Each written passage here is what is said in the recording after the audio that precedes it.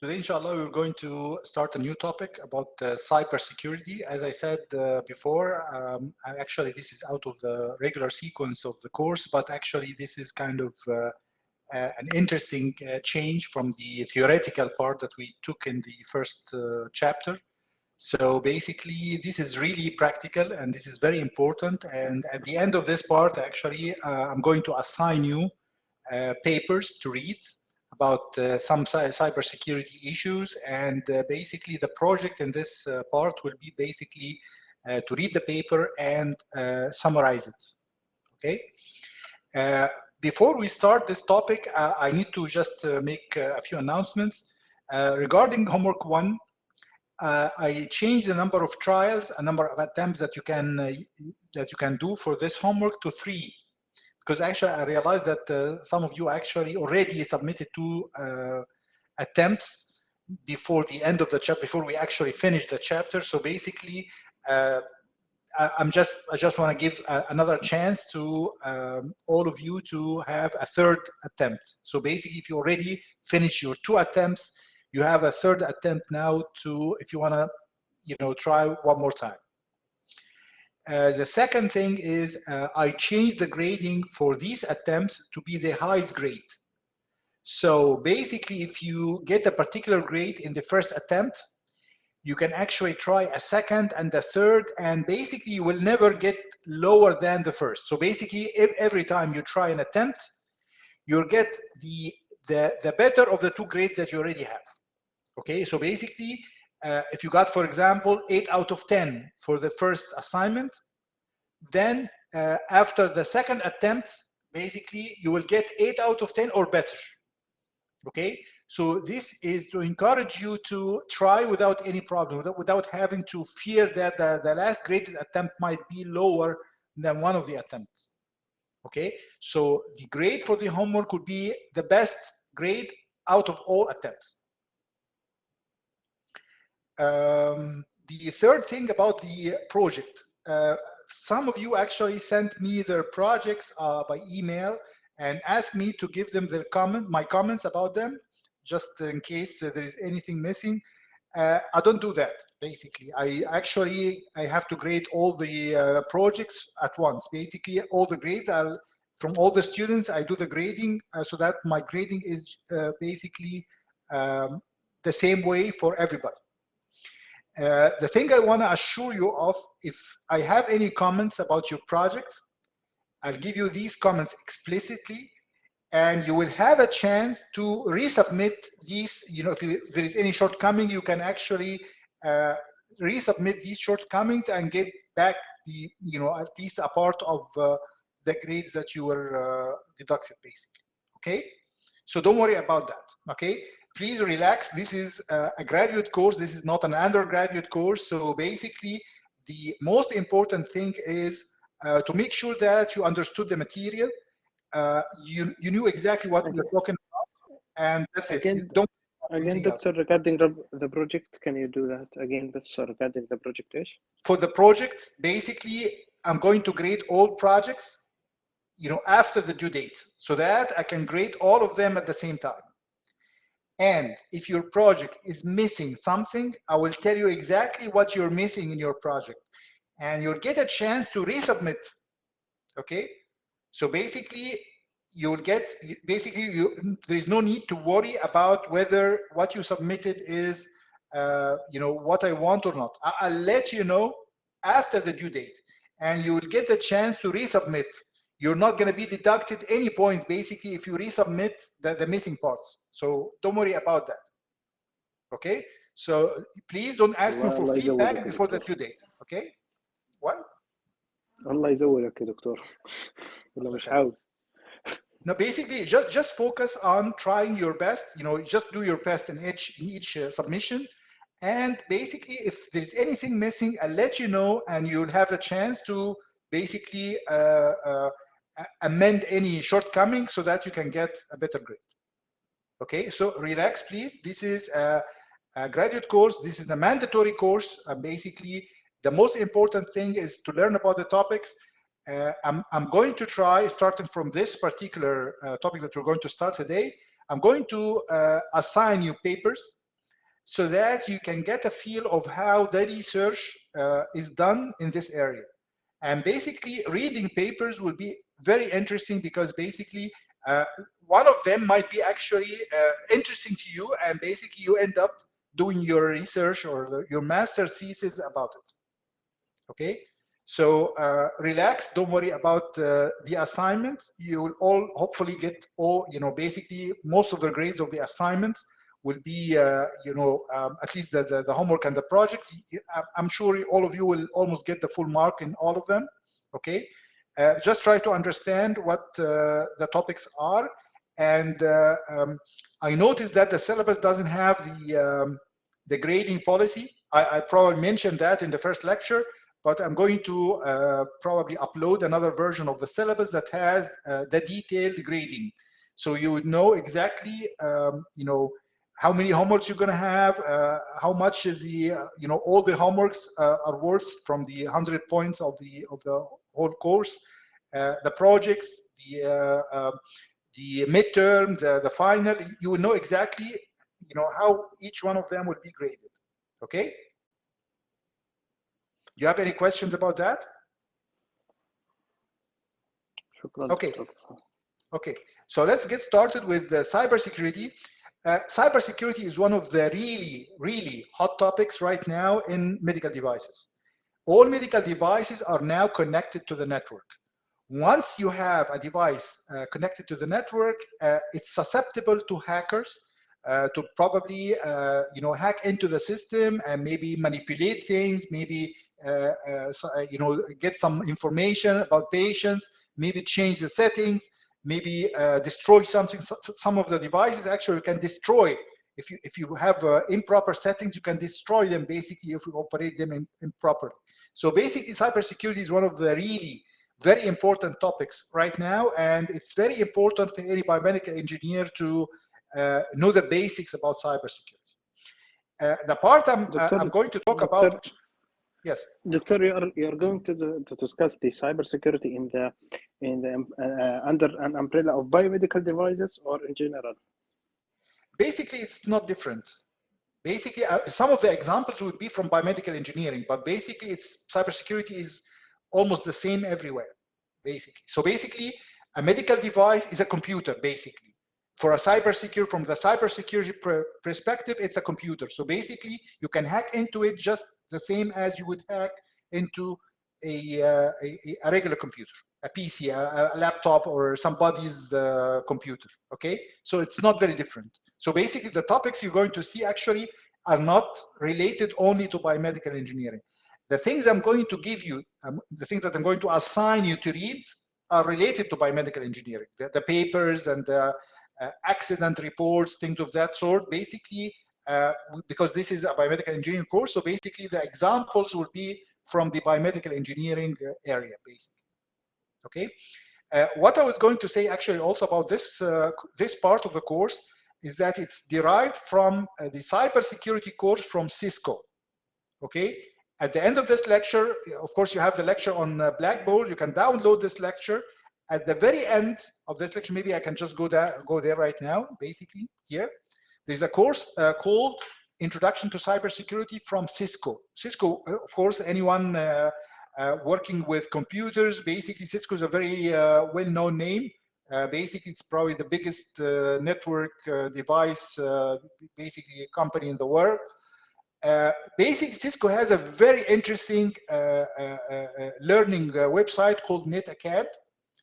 And basically, if you create an account here with your KAU email address, you will have, a lot of free courses.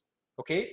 So basically, I learned about this. Actually, there was a very nice course actually that was organized by the Faculty of Computing here at King Abdulaziz University. And it was about Linux. Okay, it was a very long course and it was really interesting. It was for free. Okay, this course also is for free. So one of the things that I'm going to give you as a bonus, basically, I'm going to give you +5 points. Okay, if you finish this course and send me the certificate. Okay, so this is a bonus. Okay, Is that required? No, it's not required. But actually, if you're going to, basically, if you go to this course, you will find that the material is almost exactly the same as the material I'm using. The only difference is that I'm explaining the material. Here, it's basically, it's a red course. Basically, you read it, it's not explained. There is no instructor. So you read the material, you answer the questions, you take the exam, and that's it. Okay? But it's really nice. If you finish this course, you will get a Cisco certification that you finish this course, and you can add it to your CV.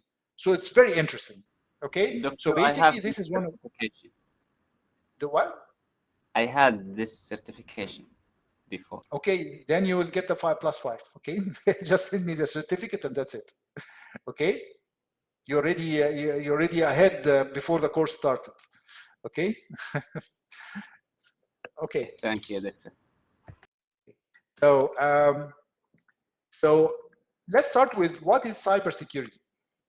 Cybersecurity is the ongoing effort to protect these network systems and all of the data from unauthorized use or harm. So basically, we're talking about basically protection from unauthorized use or unauthorized damage of basically computers or data or whatever. Okay, so cybersecurity is basically, it's like the guard, the security guard, basically. It's trying to prevent intruders from getting into your home, for example, or your college, for example, okay, or your lab, okay, because basically, if an intruder, if somebody who is malicious went there, he might actually destroy things, he might steal things, he might sabotage things. You don't want to have that. So basically, let's start first with on a personal level, okay? First of all, on a personal level, basically the security of the organization starts from the individual, okay? So basically you are, as a student of King Abdulaziz University, whatever you're doing on your computer, you know, whenever you're connecting to the internet, whenever you are creating an account on a platform or using certain passwords, you are basically, whatever you're doing will affect your organization. Because basically, if your computer gets hacked, then basically, if you have information about your university or basic login information or whatever, it might be accessible to the hackers, and basically they can actually start doing damage to your organization. I'm not talking just about King Abdulaziz University. If you're working in a company, even if you're working, you know, in a small company, this will affect you, affect the company. So your behavior on a personal level might affect whatever you're working on, whatever you're working in. Okay, okay. This is very important. So first of all, basically, it's very important to safeguard your identity first, your data second, and basically all these are contained in your computing devices. So basically, all of them should be also protected. First of all, it's very important to make sure that your online identity is different from your offline identity. So for example, if your name is XYZ, for example, you have your full name like this, you don't have to use that as your online identity. Basically, you can use something that is a little bit encrypted. Like, for example, I use my ID as YMK, my initials, for example. The university uses YKADAH as my ID. For example, it's a little bit different, okay? So basically, don't use exactly your identity, because basically it would make things easier for a hacker to know where you are or who you are and where you live and where you work and things of that sort. And maybe this can be a problem from the point of view of identity theft. You should take care when choosing a username or alias for your online identity. It should not include any personal information. This is very important. For example, I saw some people, for example, his name is Ahmed, for example.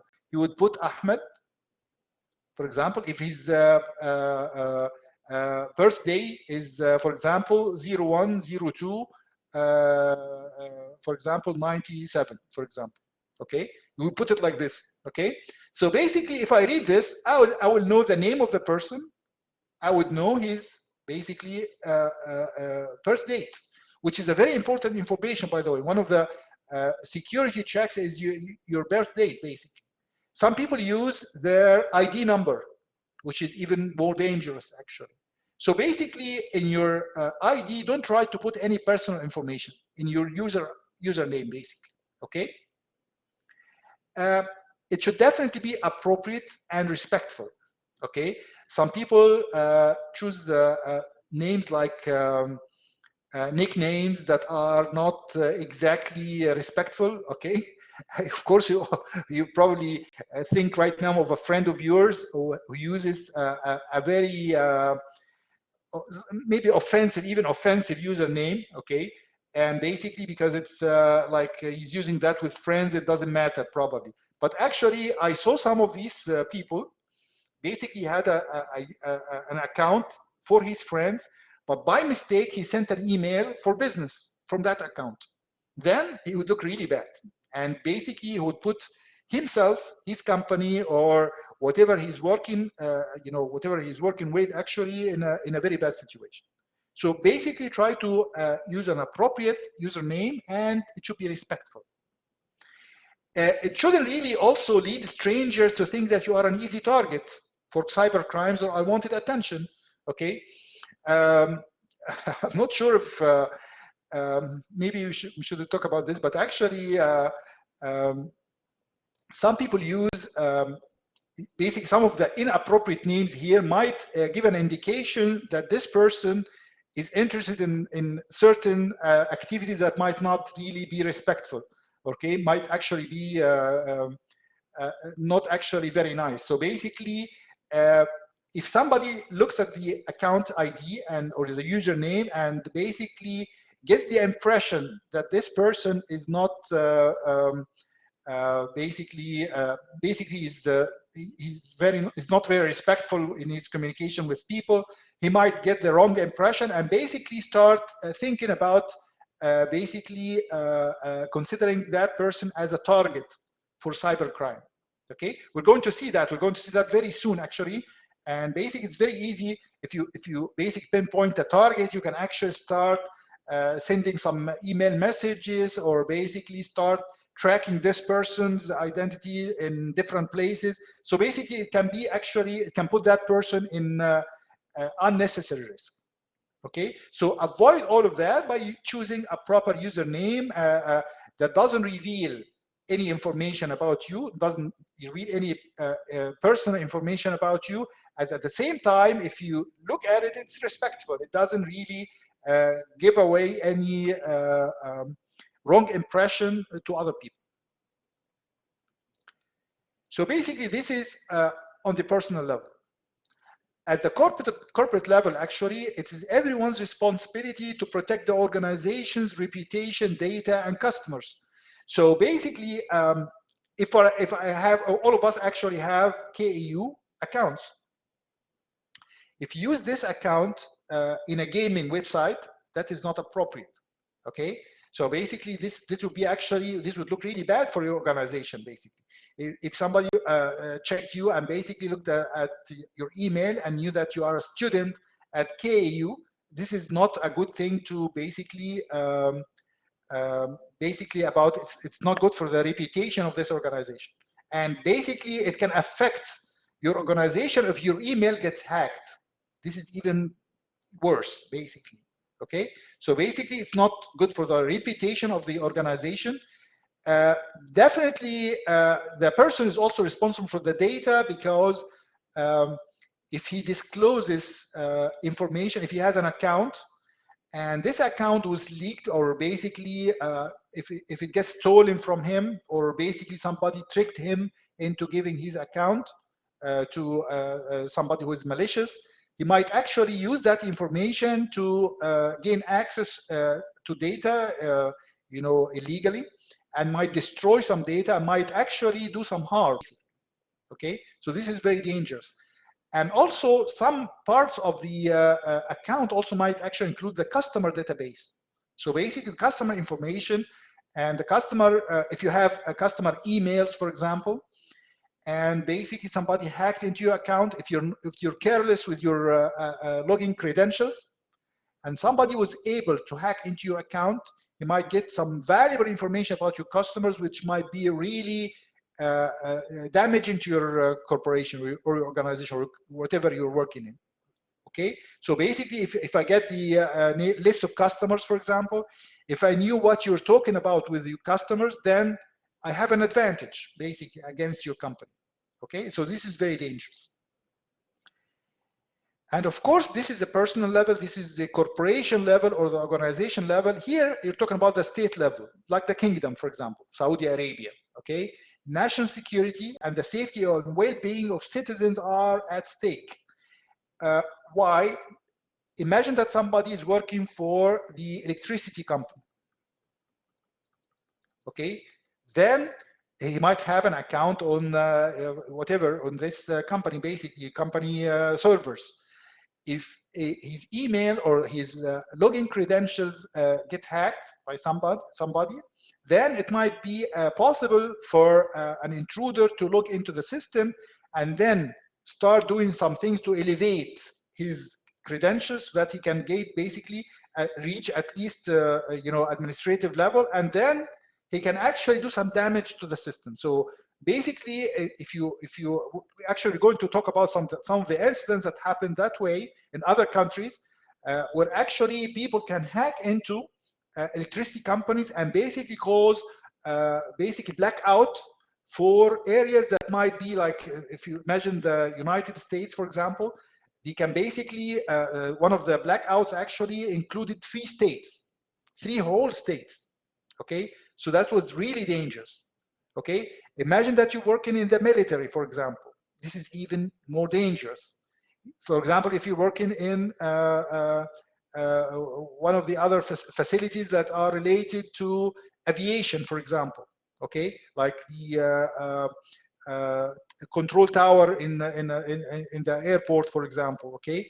And basically, if somebody gains access to the system that controls the air traffic, this can be really dangerous, okay? And basically talking now about the state level, the whole country, basically something that could affect a lot of people, okay? So basically here, it would affect you alone.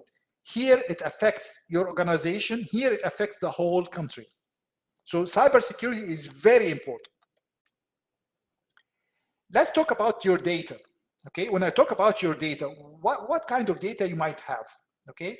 So basically, first of all, you have a lot of different forms of data, okay? So basically, you have data on your computing devices. You have your medical data that might be actually going to talk about it a little bit more, like the EHR, the thing that we talked about before, okay? So this is your medical data. You have your employment data. You have your information online, whatever you have on your Facebook, the social media, and things of that sort. You have your own identity, basically your actual identity, basically your ID number. For example, in the US is like the social security number. If you have your university ID, for example, things of that sort. Educational data, financial data like your bank account information, like the credentials for logging into your bank account. Basically, if somebody gets a hold of all this information, he can do something called identity theft. Identity theft means that somebody can actually pretend to be you. And if somebody asks any questions about, just to verify the identity of this person, he has all the information, basically. He can actually verify that information, and people would actually believe that he's you. So this is really dangerous, okay? And basically, this is not very widely, it doesn't happen really often here in Saudi Arabia, but actually in the US, this is a really big problem. Okay, there was actually one of recent movies actually about this, because actually it became so widely, encountered phenomena that people actually started making jokes about it. Okay, so basically he can get credit cards in your name. If you're basically, if you talk about going to the hospital, for example, he can go and use your insurance and do basically get an operation, on your behalf, or basically on your insurance, basically, and some of the operations actually might not be covered. So basically, you find yourself owing this hospital maybe $100,000, something like that, and basically you didn't do anything. You didn't really even see that hospital. So this is a big problem. Okay. So basically, when you talk about the medical records, for example, Every time you go to the doctor's office, more information is added to your EHR, electronic health record. This is what we said last time. This is actually the function of the EHR. This is basically why we have EHR. So basically, each time the doctor prescribes a medicine, basically it gets added to the EHR. Every time he asks for a lab analysis or a lab test, it's added also. Each time you get the result, it's added also. If you have a radiology, then it's there. If you have an operation, it's all there, basically, okay? So basically you have the prescription, the physical health, the mental health, the medical history, the family information, everything, okay? The family information is particularly very important, by the way. If you look at the software that we talked about last time, the demo software, not just the family actually. In that software, you can query the database for the people who live with that person. So basically, you would know exactly who else lives in that location. So you would know if this person comes in contact with, or basically you know exactly who his roommate is, for example, which is really detailed, basically. This is very, very dangerous. Basically, you have a lot of information. Imagine, let's talk about the US because it's easier actually. Some of the examples are easier there. Imagine that a candidate is basically trying to get elected to Congress, for example, okay? Or basically, if it's here, he's trying to get into basically the head of an organization. So basically, if his medical records are leaked, and there are some problems in his health, then it's going to be a big problem for him. So basically, it's very dangerous if this kind of information gets leaked, okay? In addition to the EHR we talked about last time, it's a lot of information already, okay? You have the medical devices by themselves, okay? Medical devices can be such devices as the Holter monitor. I'm not sure if you heard about it or not. Holter monitor is an ECG monitor that basically records 24 hours. So for some people with heart condition, when they go to the doctor gets an ECG and he doesn't see anything wrong with that person. This person actually assures the doctor that he has a problem. So basically, in order for the doctor to check if there is something wrong with that patient, he would attach a Holter monitor. This is like an ECG device with a recording device. Usually you have a digital recorder basically that gets the ECG data and records it, basically records the whole 24 hours. And then this Holter monitor communicates the information with the doctor so that he can check if there is anything wrong, if there is any episode that he didn't see during the visit or not. Okay, so basically this is one of the information that you get right now. You can basically transfer all that electronically, and it's also definitely added to the EHR. And basically, the medical device itself is connected to the internet, so basically it's like a computer, and it can be hacked. Even fitness bands actually can sometimes be considered as medical devices. So basically, if for a diabetes patient or a heart patient, sometimes the doctor asks the patient to do certain amount of exercise every day, okay? And he usually wants to be basically up to date on the level of his exercise every day. So usually the patient is asked to use a fitness band, like something like a watch, and basically it's like the iWatch, for example. It's like the Apple iWatch, okay? So basically it can actually measure the activity of the patient, like the walking distance, the number of steps, maybe sometimes it can read also the heart rate, things of that sort, and actually it communicates such information with EHR or the doctor directly. So basically, such medical devices actually are connected to the internet, and they use cloud platform for transfer, storage, and display of clinical data. Okay, such information might include heart rate, blood pressure, and blood sugar. Sometimes blood sugar also is sent there. Okay, sometimes you have what's called continuous glucose monitoring, and this continuous glucose monitoring actually is connected to your phone, and your phone has an app that collects the data from the monitor and sends it over the internet to a cloud storage where it can be accessed by the doctor or added to your EHR or whatever. So you have a lot of medical devices. you don't need to be in the hospital for that even. Such things are present at home, basically. Okay? So basically, you have a lot of information, and such information, if somebody gets hacked, you basically have all his medical information exposed to hackers that can basically blackmail him or use such information for basically some of the basically can cause harm to that person.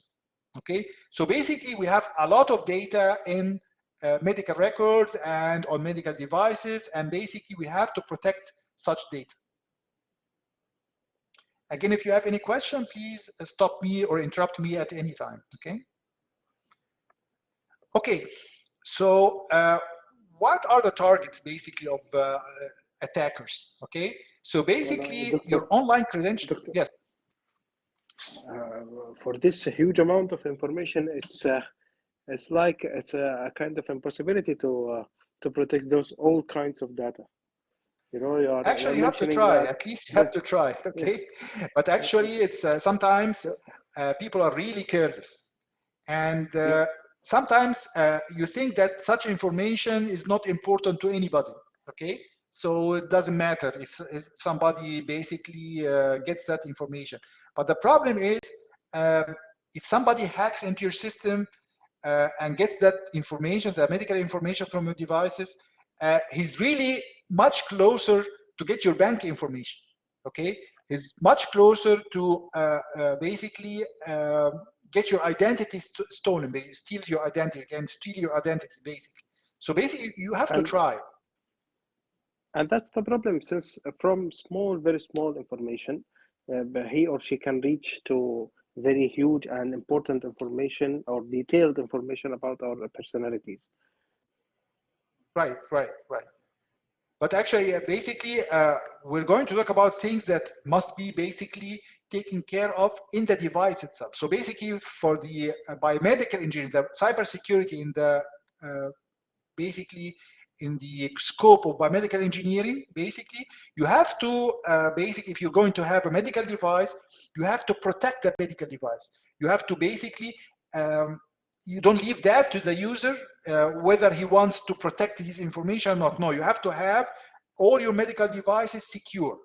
Okay, so basically these are among the things that you have to take care of in your medical device. When you design a medical device, it has to really be secure.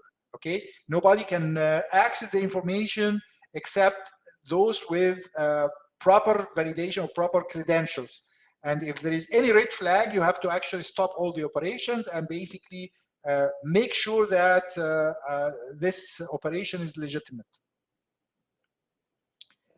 So basically, the target of cybersecurity attackers, basically, or basically cyber criminals, are basically related to your online credentials. Okay, so your online credentials, if you have a login information about, for your system, for example, your KAU system, for example, or your personal computer, for example, you might not think that anybody would be interested in your laptop. But actually, you will learn a little bit later that we have something called bots. Okay, bots like robots. Basically, it's like a robot. Basically, it's meant to be a robot, but actually, it's a robot computer. So basically, you if you have credentials of this system, you can install some software and make your computer a slave to a hacker. And then you can use your computer, you can use that computer to attack another computer. So basically, if you do that, if the hacker does that, then if the forensic analysis, of it, basically people started looking at who is doing that attack, they will come to you, okay? Which is going to be a really big problem. So basically, your online credentials are really valuable. Don't think about your computer as old or whatever. I don't have any valuable information. All I have is my courses, and this doesn't really, nobody cares about, my assignments and things of that sort. Don't think about it like that, okay? I actually saw, when I was working in the US, maybe 15 years ago, something like that, in the lab I was working in, one of the computers got hacked. And basically, the hackers were using that system as a media server. They were putting movies, and they basically, you know, the illegal movies, the movies that got basically illegal copies of movies. So basically, they were storing movies, and they were working at night because basically people in the US usually they leave the computers on all the time. Actually, many people here also do that. But actually, the security there was not as high as we have it now. But basically, people were able to, because of the bandwidth was really good. So basically, they were able to upload the movies and make them as media servers. So basically, I'm not sure if you know the peer-to-peer, you know, kind of illegitimate, you know, you can get actual textbooks or movies or media like audios and like songs and things of that sort from such things. So instead of the hacker having that media on his computer, which is really dangerous in the US, if you got caught with an illegal copy of a movie or a textbook or something like that, you can go to jail. Okay, so basically what he does is basically he hacks into a computer, he stores everything there, and basically let people copy that material from that other computer. Okay, so basically don't underestimate whatever you have. Okay, whatever you have can actually serve a certain purpose for a hacker. Okay, so basically your online credentials are valuable to give thieves access to your accounts for profit. This profit can actually be whether it's using your system for attacking another systems or making that as a media server or whatever. Okay, maybe they can use if you have a good computing power, they can use it for cracking passwords, things of that sort. The long-term profits, on the other hand, this is actually like short-term profit. Okay, the long-term profits can be made through stealing the personal identity. So it's not just accessing your system and your information and things of that sort. You can basically somebody can claim to be you, which is extremely dangerous. As I was saying, this is not very common here, but in other countries, it's extremely common. In the US in particular, it's very common because the way the medical insurance works there, you have to have medical insurance as a person, okay? And it's not like a universal health insurance for everybody in the country, like Canada, for example, or the UK. It's very different in the US. And the cost of medical care is really, really high, okay? So basically, as the medical costs rise, medical identity theft is on the rise, where the identity thieves can steal medical insurance identity and use its medical benefits for themselves, okay? Which is really dangerous, actually. It's yeah, imagine that you're going to basically such insurance policies actually usually have a co-payment. So whenever you're doing a certain operation, basically you have to basically pay a part of the cost of that operation. So if somebody uses your medical insurance, you're going to get a very hefty bill. You're going to get a really large amount of money you have to pay because of that other person who used your insurance. And basically this person is gone. You can never know where that person is. So he uses your insurance and disappears, basically, and uses another person's insurance somewhere else and disappears. So basically with the bills, they don't know you, basically. Yes. Go ahead. Go ahead, please, if you have a question.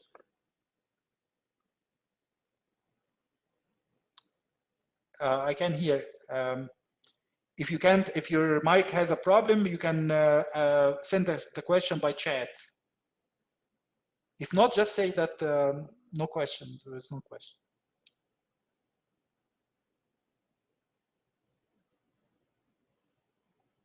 Okay, so we'll wait for the question and move on to the next slide. Okay. What type of data are there?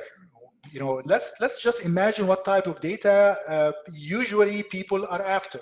Okay, we have traditional data, which is basically whatever you have right now, basically whatever you have on your mobile right now. Okay, sometimes if you're working in an organization like a company or things like that, if you are working for like Siemens, GE, Philips, things of that sort, if you're a biomedical engineer, then you have a lot of information about your company.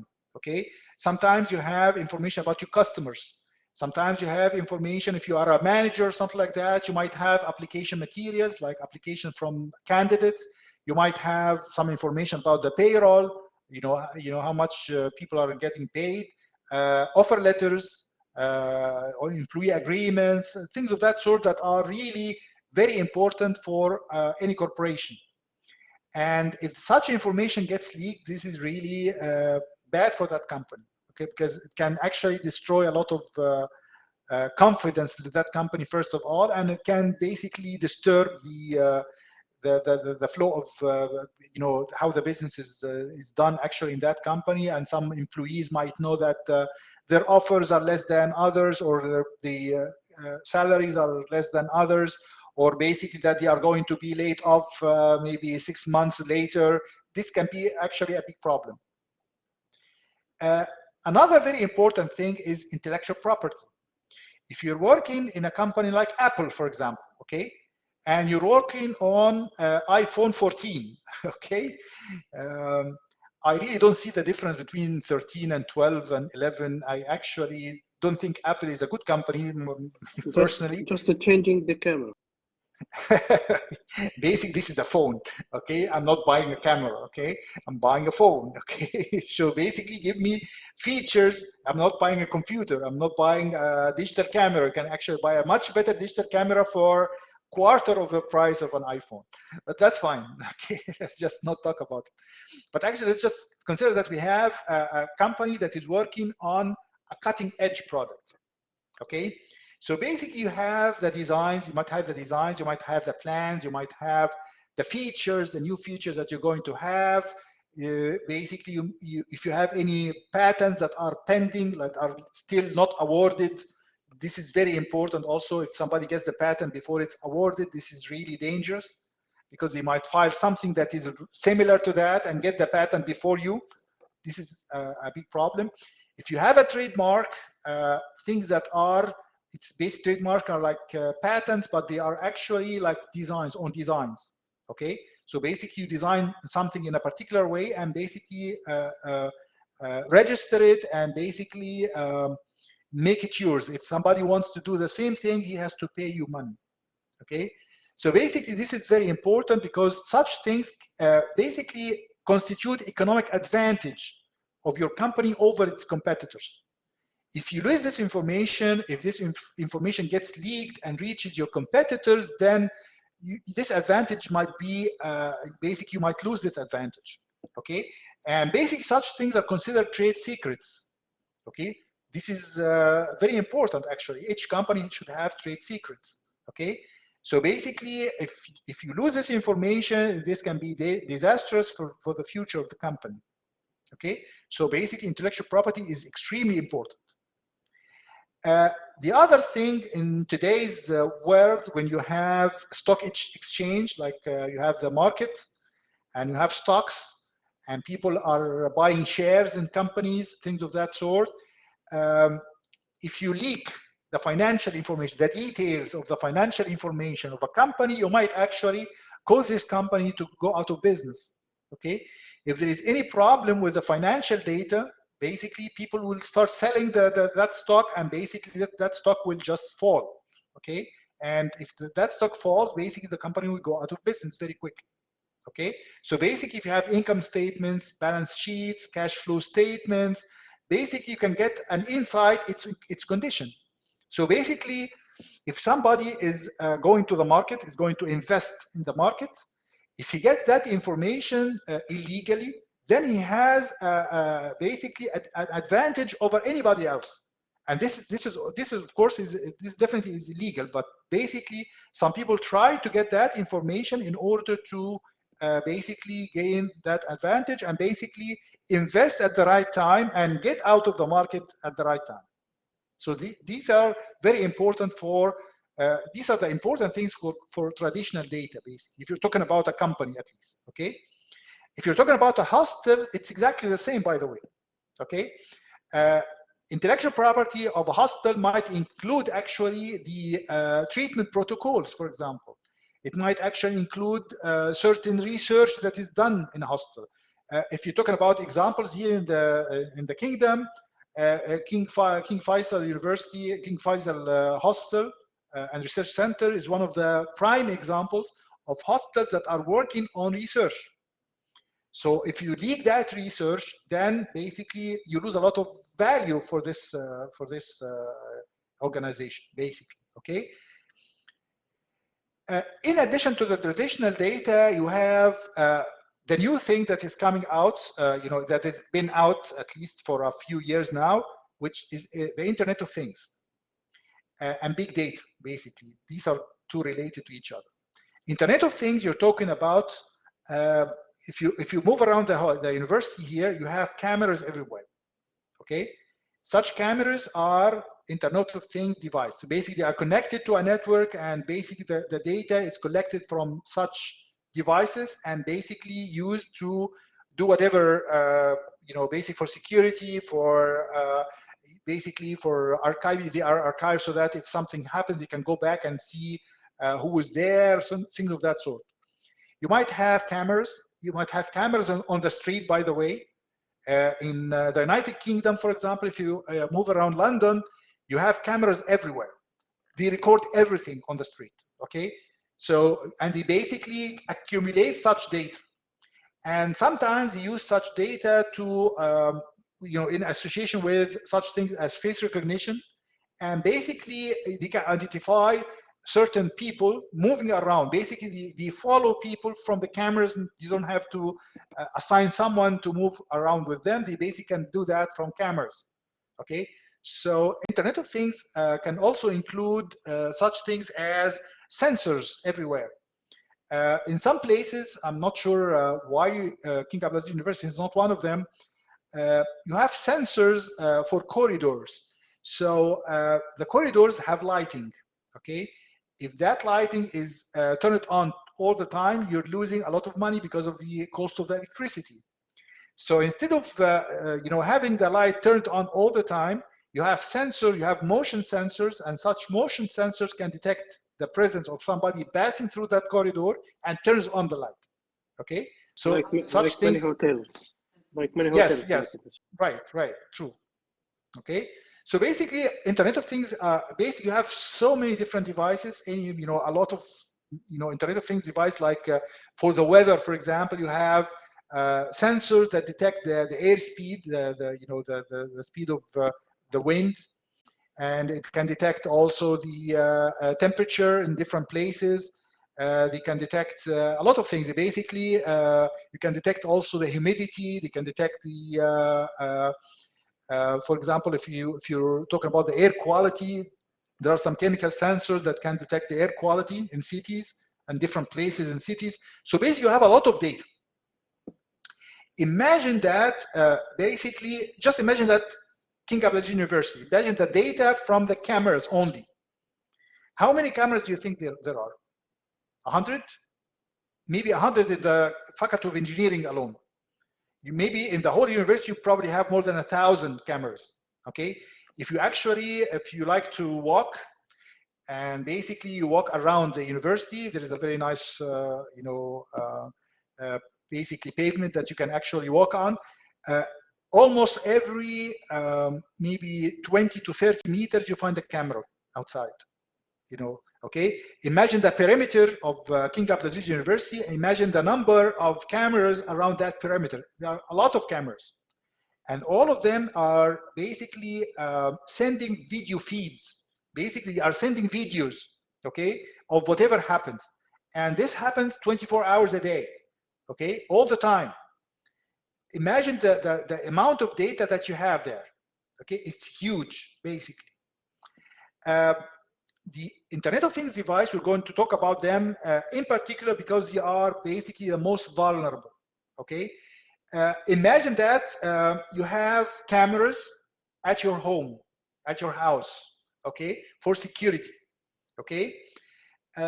These cameras can actually look at things outside your home, like in the yard or something like that, okay, within the perimeter or within the walls of your house, okay? And some cameras also detect things inside your house, okay? Imagine that somebody hacks into that camera. then he can actually basically get whatever this camera is seeing. So basically can see inside your home, which is extremely dangerous. This is actually very bad, okay? Furthermore, if a thief was able to do that, he can actually learn about when you're going to be at home and when you're not at home, so that he can actually basically do something bad. Basically, he can actually try to break in and basically steal stuff from your home, okay? So the Internet of Things are in particular very vulnerable, because as we're going to see, whenever you get a camera, you just install it and that's it, okay? It's not like your computer. Your computer actually gets updates every now and then. And such updates actually beef up the security of your computer. So whenever a security vulnerability is detected, basically you get an update so that you can solve it. You can actually get a software that is prepared to basically mitigate that problem, okay? For IoT devices, this is actually very difficult to do, actually. Because basically, imagine that your camera, you need to change the firmware. The camera doesn't have an operating system. It has an operating system, but actually it's an embedded operating system. And it's extremely difficult to update it. If you want to update it, it's not as easy, at least, as the regular computers. So basically, it's not like your phone or your computer or your laptop or anything like that. So basically, some of the hacks actually started from Internet of Things. Okay, so they hack into the Internet of Things, and basically they get into the bigger system through the Internet of Things. Okay, so this is actually becoming a major problem right now for cybersecurity.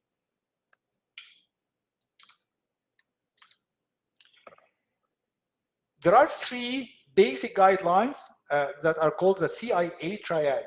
CIA is not meant as the CIA, the Central Intelligence Agency, not like that, okay? It's basic information security guidelines, okay? It talks about confidentiality, integrity, and availability, CIA. Confidentiality, integrity, and availability, okay? Such guidelines are called the CIA triad because basically it's a guideline for the information security for an organization. You have to actually maintain these three things in order for you to basically have a good cybersecurity program in your organization. The confidentiality is concerned with the privacy of your data. Okay, so basic confidentiality means that you have to restrict access through authentication and encryption, actually. Okay, so basically you have to make sure that only the people who are authorized, and basically you authenticate them, and basically the data should be encrypted all the time so that only those who are authorized can access them. Okay, I'm going to talk about this as an example. If you have a hard disk, for example, okay, I'm going to talk about it in a short while. Basically, you have a computer, and this computer has a hard disk. You have all your information on that hard disk.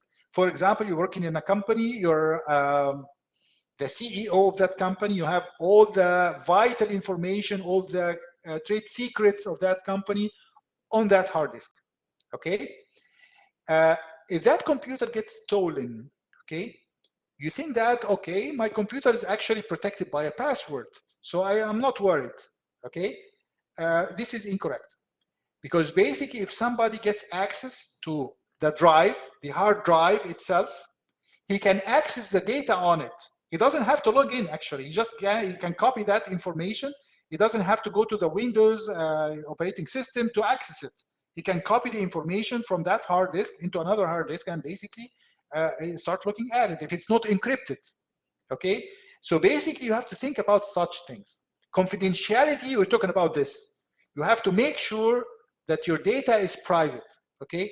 Whether it's basically whoever accesses that data should actually be authorized, and you should authenticate that access. And basically, if you're not there, if your information is present on a certain storage, it has to be encrypted so that nobody can access that information without authorization or without authentication. The second item is integrity. Integrity means that the information is accurate and trustworthy. For example, this is actually like we all had hard disks that were back basically after a while you have a hardware failure of that hard drive. What happens next? Can you get access to the information on that hard drive? Sometimes actually it's impossible, okay? Sometimes actually if your computer gets destroyed, for example, it falls and basically the material, the drive itself, basically the hard drive itself gets broken, for example, okay? So basically sometimes it's very difficult to get that information back, okay?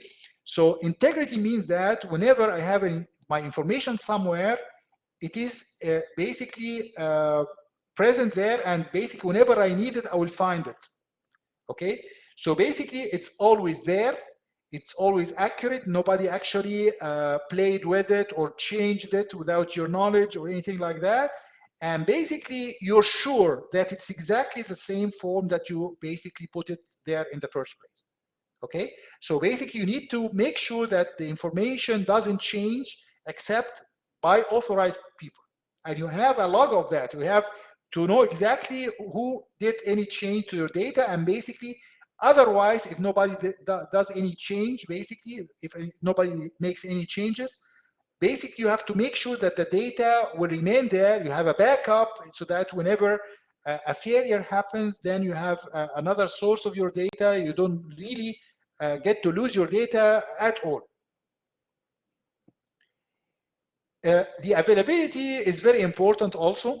One of the examples actually when I first gave that course is, remember when Tawakkalna, we basically started using Tawakkalna everywhere.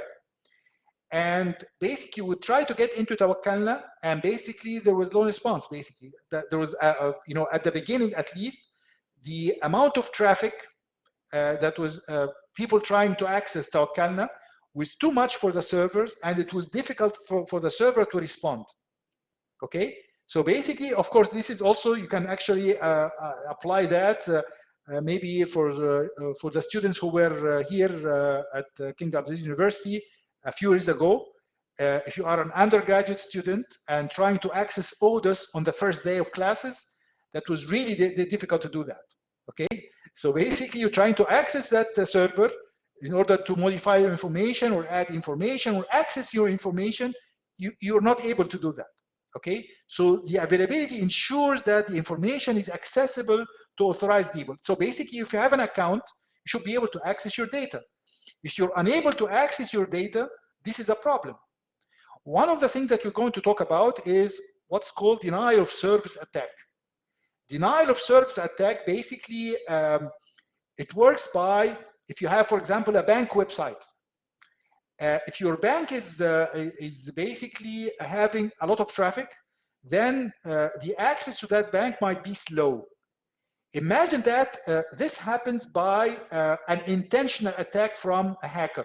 Like, for example, he starts basically a lot of sessions. He uses the computers that he hacked, like the bots that I was talking about a few minutes ago, and basically makes all these computers try to access the bank website at the same time. Then, if a legitimate user is trying to access that, he might find a problem. Okay, so basically this is not availability. Availability means that you have to have solutions so that you don't get basically whoever is authorized to access the system can always access the system, and the system to him is always available. Okay, so basically whenever we're talking about an attack, basically it's an attack on any one of them. Basically it can be on integrity, on availability, on confidentiality. So basically any attack or any basically problem in any one of these three guidelines, basically it would basically cause a problem to the users. Okay, and this problem can be actually very dangerous sometimes. Sometimes basically if you think about the availability, if you're trying to go to a mall, for example, or basically trying to catch a plane, maybe it's more convincing. If you're trying to catch a plane and basically you're trying to access your Tawakkalna account, and basically it's just keep, it doesn't really connect. Okay, what happens then? You're not allowed to get into the plane. Basically, you're not going to be allowed to actually check in. So basically, this is a big problem. Okay, so imagine something like that. So basically, something that you might think that it's just a matter of just wait a few minutes. Sometimes these few minutes actually can be critical.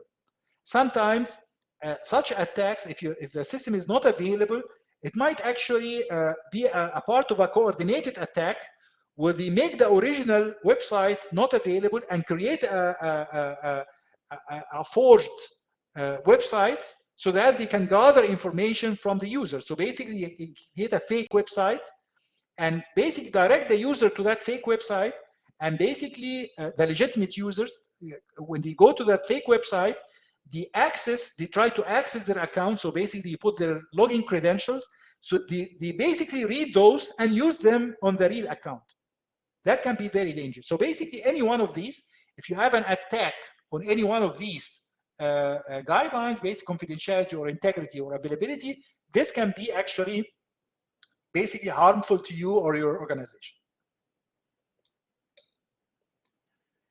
The last thing we're going to talk about today is the types of attacker. Okay, types of attackers basically can be as simple as amateurs, some people who are hobbyists. Okay, and actually, when I started learning about this material last year, I was kind of interested in hacking, ethical hacking, what's called ethical hacking.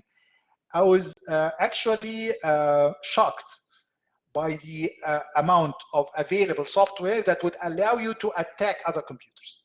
Okay, so basically you have password cracking softwares, you have basically softwares that can be used to create denial of service attacks. You have softwares that if you are on a certain network, you can actually basically start mapping the ports or mapping the computers in that network and learning about what operating systems they have and what softwares they might have. A lot of things can be done with open source tools. So basically, right now, you can go home today and download a tool that you can use to do harm to another computer, which is really, really scary, actually. Okay, so basically, we're talking about the amateurs. Sometimes they call script kiddies. Kiddies means like children, but they are not really children. It might be teenagers. You know that some of teenagers actually they like things like basically sometimes they do some foolish things. Okay, among those things is try to hack into other computers. Okay, so basically some students may try to hack into the grade center of the university, for example.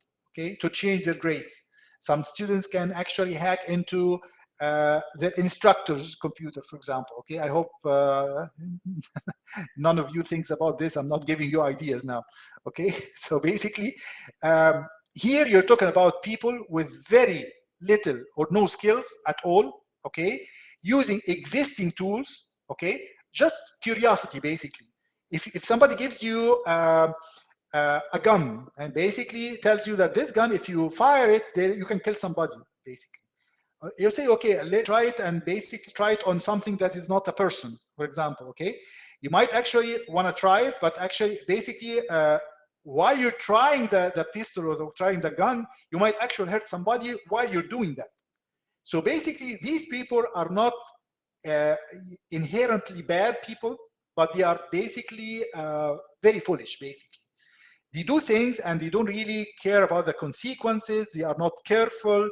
They might use tools they are not aware what they do. So basically, they can cause a lot of harm. Okay, so basically, this is a big problem. And if you go back to the news, actually, you will find that every year, at least every year, multiple times every year, actually, you find a piece of news actually about a teenager who was actually responsible for a certain virus. And they basically caught him and basically was going to jail. Okay, they were just doing things of that sort. It's very easy, by the way, to create a virus, by the way. Okay, so basically these are not professional hackers, basically. They are people who have time, and basically they are doing like when kids play with fire, people, these amateurs actually are doing things like that. They actually sitting on the computers, they playing with certain tools, they don't really know what the consequence of that is, but they basically, even though this is seemingly innocent, but actually it can cause a lot of harm sometimes. Then we move on to the professional hacker. These are really bad people, okay? But actually, even the hackers, you can actually discriminate between 3 different types of hackers. What's called white hat hackers, black hat hackers, and gray hat hackers, okay? White hat hackers are actually hackers, but they are on the good side, meaning that you have a system, you have a computer system, okay? And basically, you want to make sure that this system is hacker-proof. What do you do to do that? How do you make sure that it's hacker-proof? You hire a white hat hacker, okay? White hat hacker comes and basically has the skill of a hacker, okay? And he basically, with the authorization, he tries to hack into your system, okay? And basically finds out the problems with your security system, the cyber security of your system. If the system has any flaws, he would tell you that your system needs to do this and that so that it can be basically hacker proof. So white hat hackers actually are basically like computer experts. They are on your side. They are not bad people. They are the good people. On the opposite side is the black hat attackers, which are basically, these are the bad guys. Okay, these are like the if you heard about the recent you heard about Russia busted a group called Revil. I'm not sure if you heard about it. I think it's stands for Russian evil or whatever. This is one of the biggest ransomware groups in the world, and it was running from Russia. And basically, the United States actually had to give Russia all the information so that they can capture them. Okay, so these are the kind of things. Basically, can be just an individual hacker, or it can be a group of hackers. Basically, it can be a gang of hackers. They are working together. They might not actually be in the same location. They might be all around the world, but they are actually working together to do the attacks. And here they have malicious intent. These are the things that are basically done for illegal, personal or financial, political gain. Basically, you can do that in order for you to gain money, or basically like ransomware, for example, or basically just to hurt somebody. If basically there is one person that you don't like, you basically hack into his computer and delete his information and his pictures and things of that sort. So basically, these are bad things. Okay, so basically the black hat attackers take advantage of any vulnerability for illegal, personal, or financial, or political gain. The gray hackers are somewhere in the middle, okay? So gray hat hackers, they are not white, because sometimes gray hat hackers are like, they are curious, and basically try to hack into your system, okay? But after they hack into your system, basically they might come to you and say that we were able to hack into your system, and basically can do this and that in order to fix that, okay? Sometimes they can actually see if that hacking can benefit them, and basically if it benefits them, they might not tell you at all. They can keep using that hack and basically take advantage of your system. So basically it's somewhere in the middle, okay? So basically they might help you, and they might actually take advantage of you. Groups of hackers called organized hackers, okay? They are highly sophisticated and organized, and they may even provide cybercrime as a service, okay? We heard about software as a service, okay? We didn't hear about cybercrime as a service, okay? Meaning that you can go and hire them to do a cyber attack for you, okay? This is actually as, it's as widespread as that, basically, okay? So basically, if a criminal wants to hack into a server, a server of a bank, for example. Okay, he can go to these organized hackers, and basically they can do that for him, and he pays them to do that. Okay, so basically this is really dangerous. And basically when you're talking about some of the more sophisticated attacks, sometimes they happen like this. Okay, a part of the organized hackers called hacktivists. Okay, hacktivists like hack activists. Okay, basically these are not they hack into systems. They are doing illegal things. Basically, whenever you hack into a system without authorization, you're doing a legal thing. Okay, this is for sure. Basically, white hat attackers, they do that with authorization. So basically, I hire that white hat attacker to test my system. So basically, he's authorized to do that. All the other hackers are not authorized to do that. Okay, hacktivists are also not authorized to do that, not authorized to log into or basically hack into computers, basically. But activists actually usually do that to make political statements and to create awareness for an issue or something like that. Like, for example, Greenpeace, for example, one of the organizations that care about the environment, for example. Okay, sometimes they hack into an oil company's website and basically post a message there. Okay, just to make sure that basically their voice is heard. Okay, they make a political statement. Okay, like for example, basically some people actually, if there is a political opposition in a country and basically they don't have a voice, they are not allowed to speak, sometimes they hack into the government website and they post messages that oppose the government, for example. So basically these are kind of political statements. They are not made, this hacking actually is not made for personal gain. They are basically serving a purpose. Okay, this purpose might be actually a noble purpose, but actually the means to go to that purpose is not noble. Basically, it's illegal. Okay, so basically they are still considered organized because basically they belong to groups, like the activists about certain issues, like environment or political situation in a particular country or whatever. So basically they organize themselves and basically organize such attacks. Some of the things we hear about state-sponsored attackers. Okay, so basically you're talking about, for example, North Korea. Okay, we're talking about China. Okay, we all heard about the hack that was actually discovered at the beginning of last year, 2021. That was a massive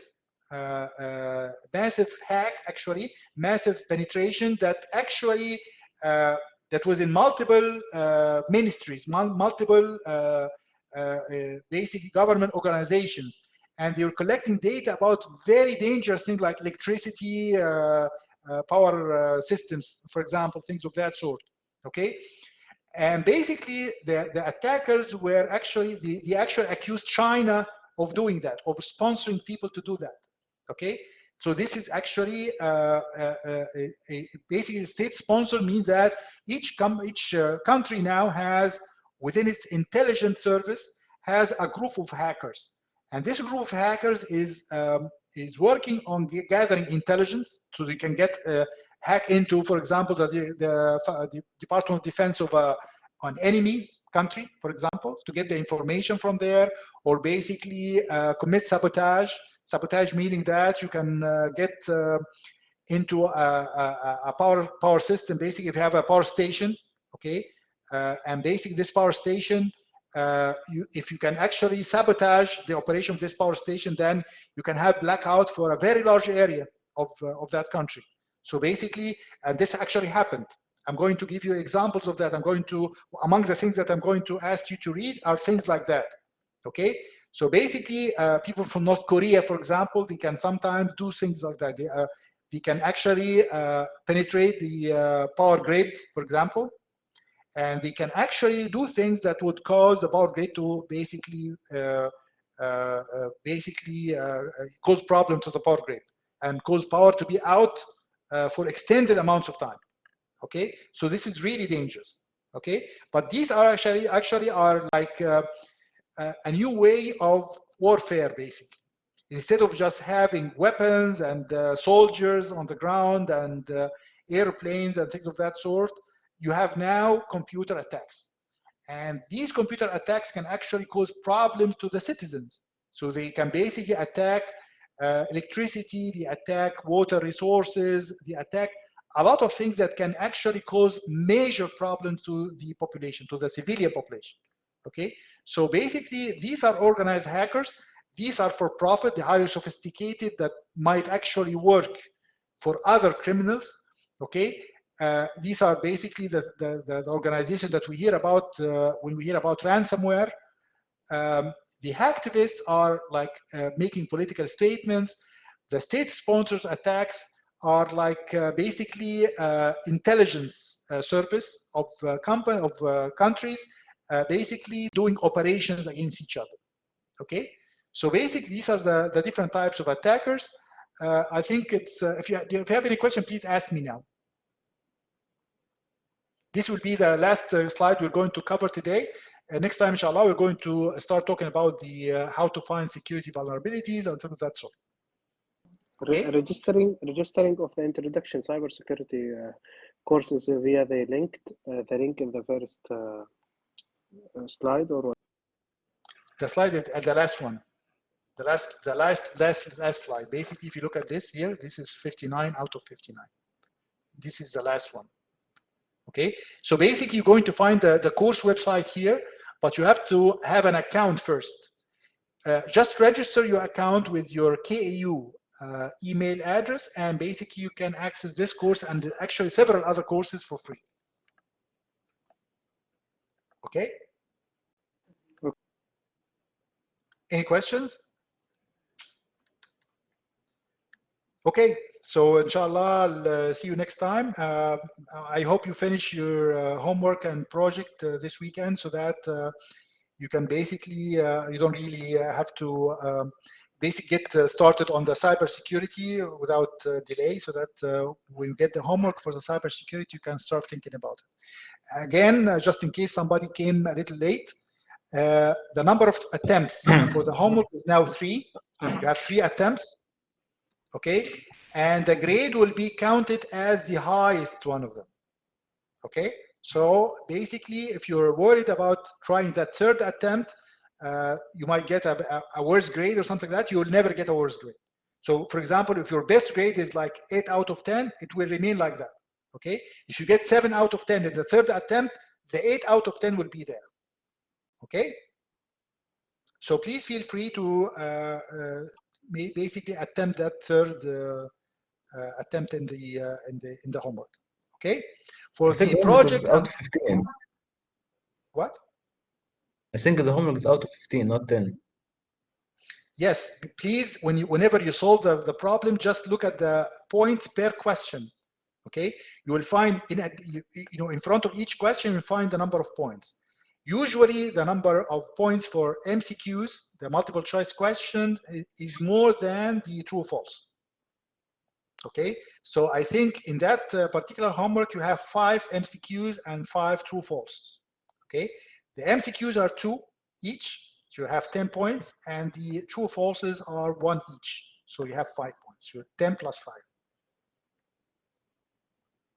Okay, whenever you're solving the homeworks later on, some of the questions actually might be multiple answers. Sometimes I add different points to multiple answers. So for example, if I have, sometimes I make the multiple answer questions as 3 points. The multiple choice, the single answer, multiple choice is like 2 points. The true false questions are 1 point. Okay, so just whenever you're solving the homework, you're basically gonna be able to see the number of points for each one of the questions. Okay. Okay. Thank you. And Look, I sent you the project. Did you receive it? Actually, this is what I started talking about actually at the beginning of this lecture. Basically, I'm not gonna look at the projects before everybody submits, because I actually have to look at all of them at the same time. If you have any shortcoming in your project, I will let you know what that shortcoming is, and you have the chance to resubmit to complete, that shortcoming. So don't worry about it for now, okay? You already submitted, that's it, okay? Don't worry about it now, okay? Just wait until I grade it after the due date and basically look at the feedback. And if you want to improve your grade, if you're missing something, you can still make up for it, basically, okay? Okay? Okay, شكرا جزيلا and see you inshallah next Sunday inshallah. Okay, السلام عليكم.